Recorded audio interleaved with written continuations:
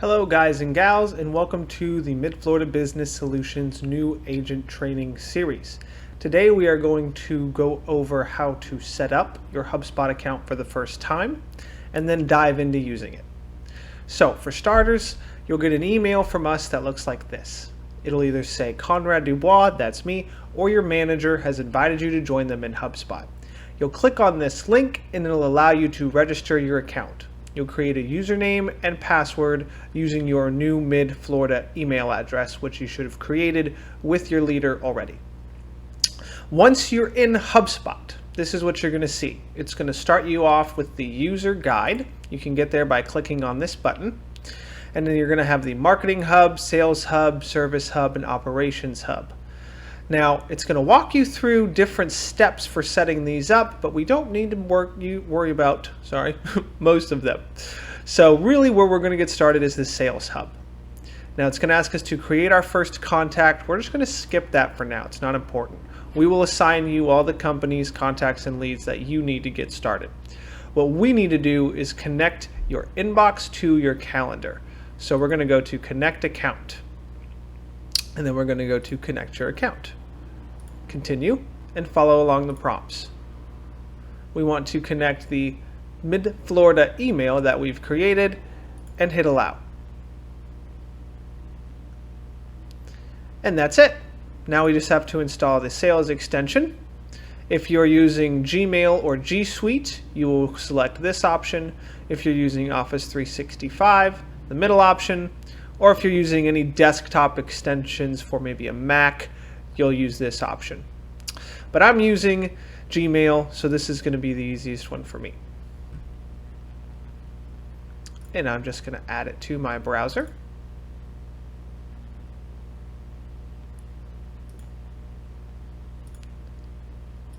And connect it with my account. So if you followed along, it is that easy. Now if we go back into Hubspot, we've now completed this task. If we go back into the Sales Hub, everything is finished. That is the extent for what you need to do to start setting up your account. Now, I'm going to give you a quick kind of walkthrough of Hubspot and where different things are so that you kind of know how to find them. To begin, under the Contacts tab is where you're going to do most of your work.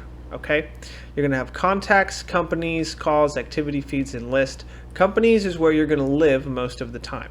You can see that I have a test account in here so I can show you some things today, but this is going to be a list full of all of your companies. Now, let's talk about a few important things that you can do here. You can see as a default, it's in the All Companies tab. I don't want that. I want to view my companies. So I'm going to swap these. And this means that it's going to show me my companies by default all the time. Now, it's not a big deal here, but in yours, you'll be able to see the accounts of your other teammates and things like that, and we don't want to be messing with other people's stuff. So we want to make sure that my companies is the default. We can also add filters. You can see there's a huge list, okay? So you can sort by anything you want for your leads, by the city, by the last time you did a task, by the lead status, which is probably going to be your most useful, and we'll get into that. The renewal date, right? There's so many different things that you can look at to create the right type of list that you want.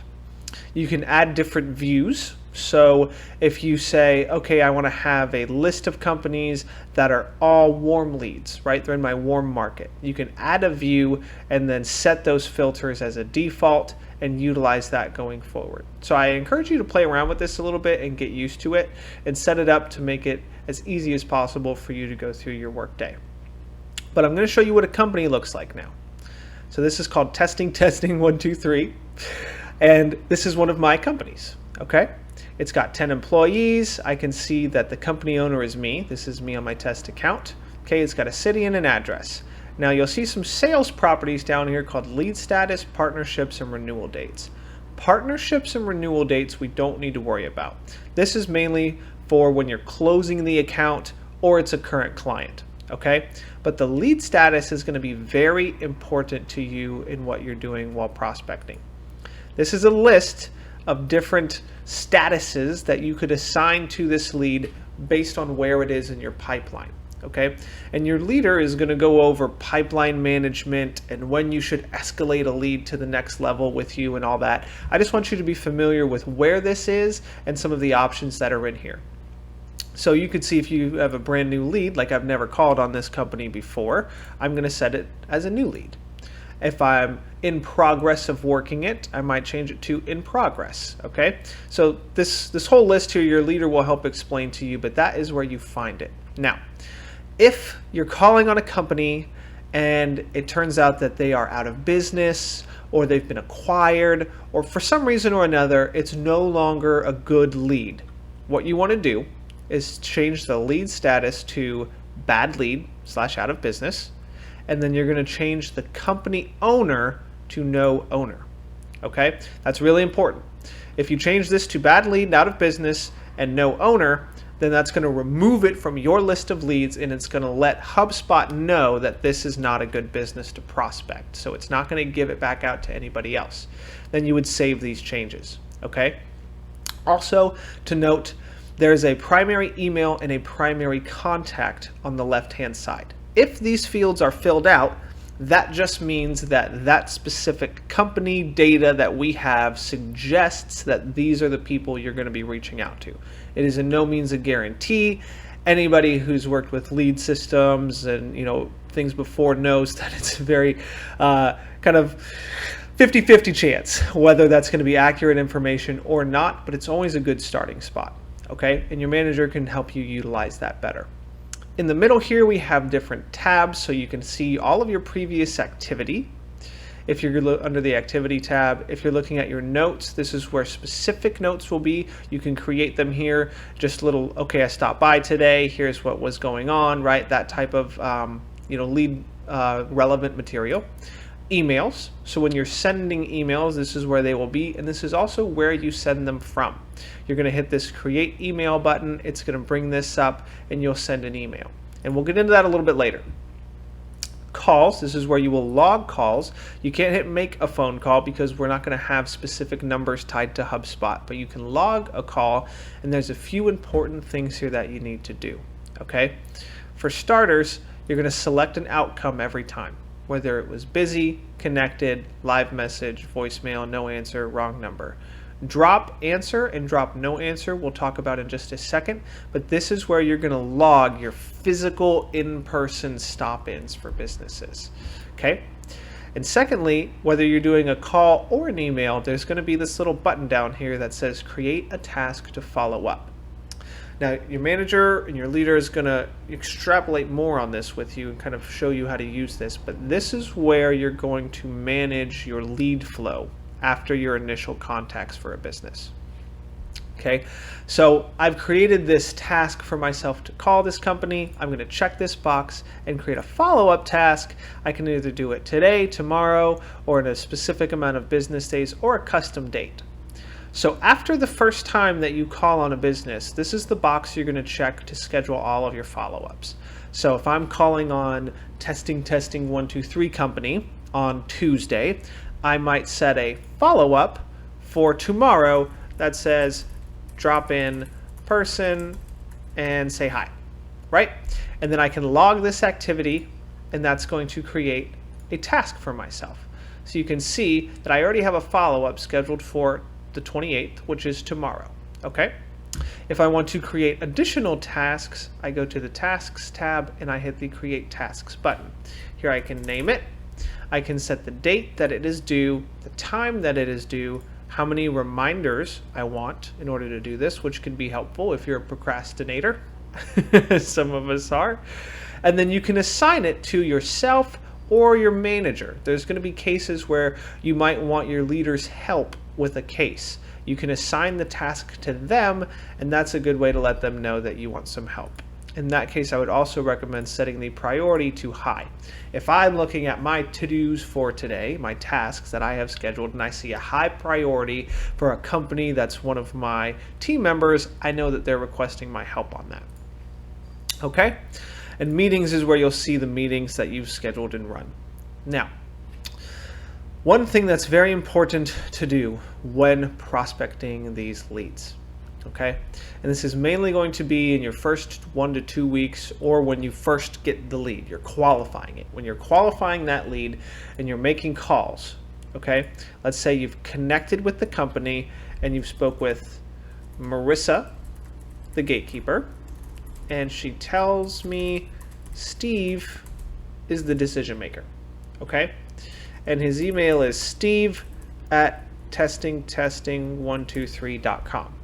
Now, I want to copy this email, so copy it, and I want to create a contact for this company. Very important.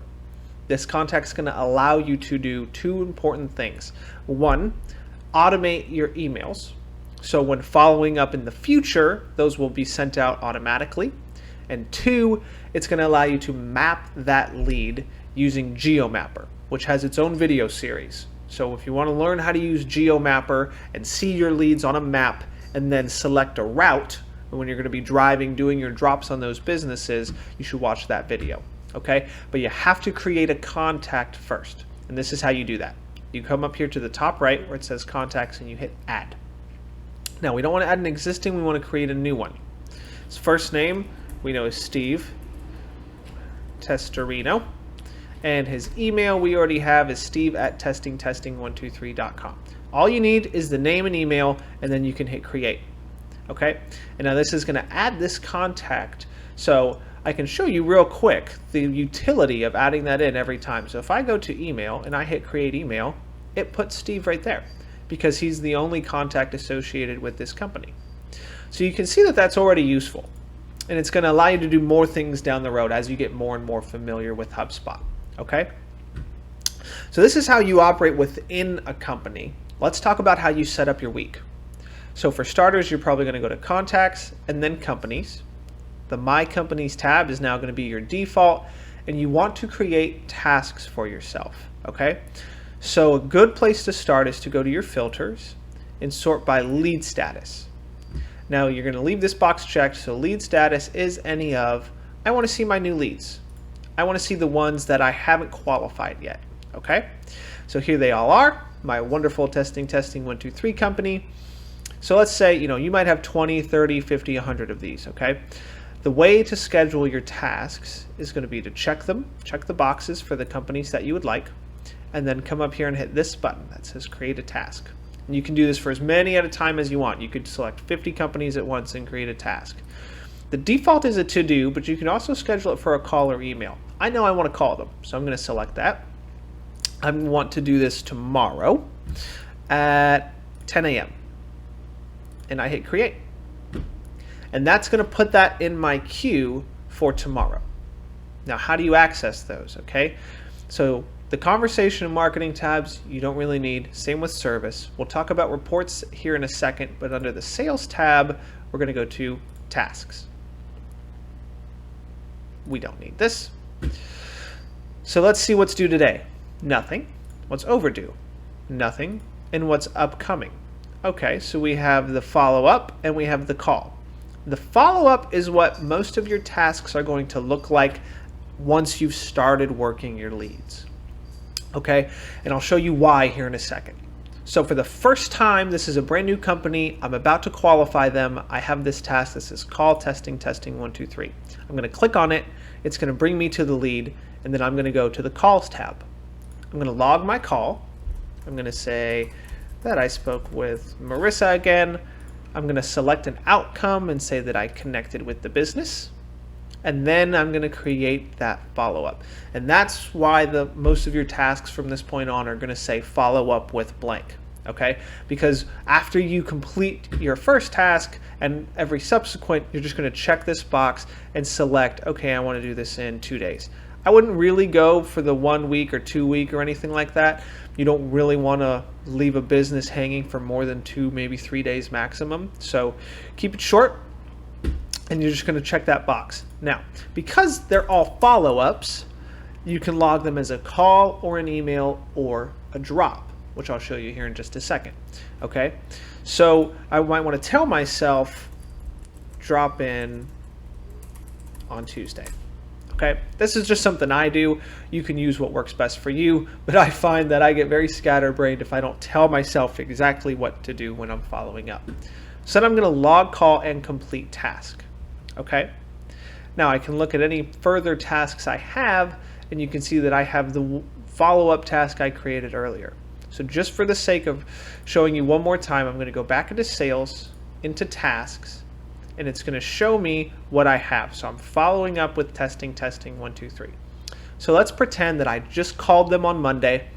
I talked with Marissa. She gave me Steve's information, and I created that contact. Now it's Tuesday. I'm going to click on the follow-up and go in for a drop.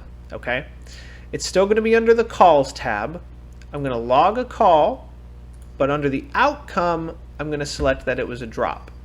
And let's say Steve wasn't there. So I stopped by, Steve wasn't in, call tomorrow. So I've selected that this is a drop. I stopped by is a no answer. And now I'm going to check that create follow-up, set it for tomorrow, and I've already told myself I'm calling them tomorrow, and I'm going to log and complete that task. Okay, that's kind of the flow of how you're going to be using this. So one more time, you find all of your leads under the companies section. If you want to create tasks for yourself, you will check each and every one that applies, and then hit this create task button. Okay, select the type of task that you want it to be, set the time, create it. To find your tasks, you go under sales, tasks. You can see the ones that are due today, overdue, upcoming, or all of them. To complete it, simply hit the button, and then you can either do an email, a call, take your notes, and set your follow-ups. That's about everything that you need to know for prospecting. There is a little bit of utility to HubSpot under the reports tab, so you can track your metrics and things. Okay, so if I go to reports and dashboards, here I can see everyone's call outcomes. Okay, so these are going to be mine for the week. So you can see I've made 4 calls, which is pretty good, in the past week. Okay, and I can see drop totals, total calls, I can see emails sent. It just gives me some metrics on how well I'm doing. And your leader is going to show you more about how to use this. They can see these as well, so they'll be able to track your numbers, which is good for contests and activity and accountability.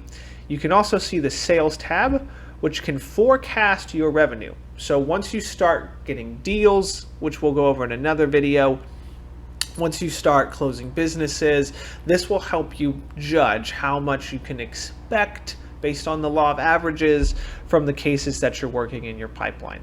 All right? I think that sums up everything we need to go over for the scope of this video. We've gone over how to initially start your account and set it up, how to link the HubSpot to your email, and then how to use HubSpot to go through your basic prospecting needs. That's going to be it for me. Thanks for watching this series, and I will see you in the next video.